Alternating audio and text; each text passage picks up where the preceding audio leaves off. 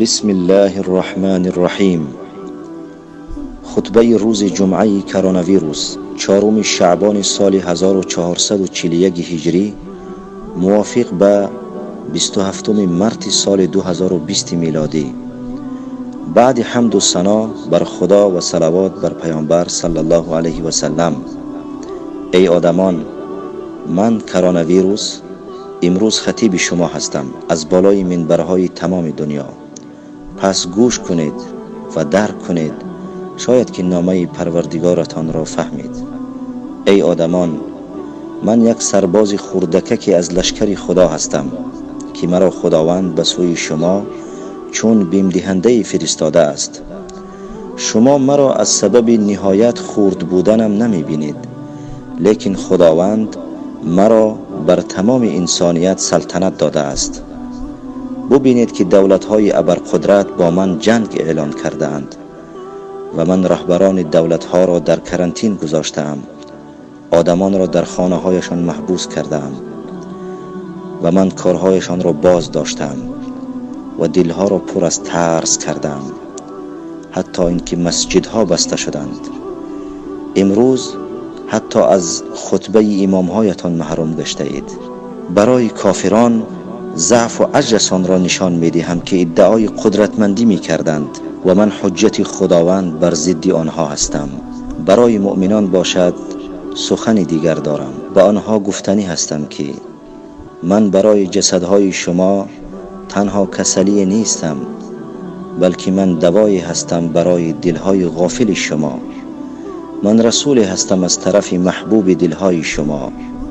من برای غفلت شما و دوری شما از خدا علاج و شفای هستم و اینها کسلی هایی هستند که بر دلهای شما تأثیر کرده است که میبایست معالجه شوند.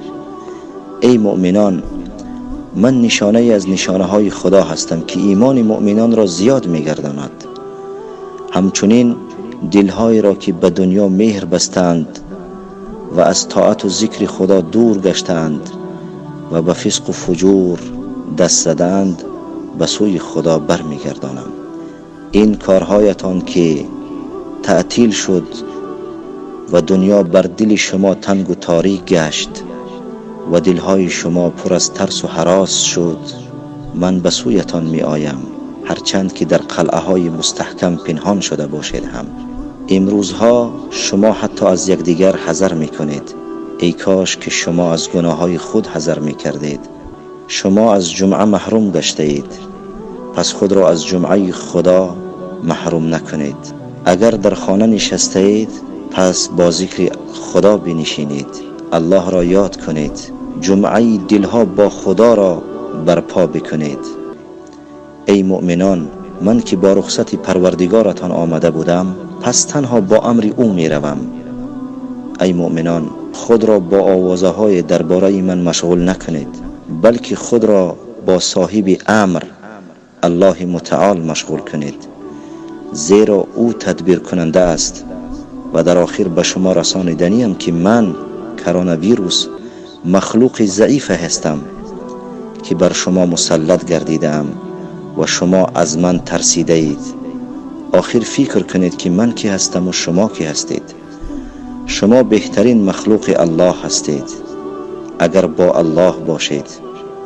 اگر با خدا باشید هیچگاه از من نمی ترسیدید، زیرا که شما با خدای قوی رابطه دارید. و السلام علیکم و رحمت الله و برکاته.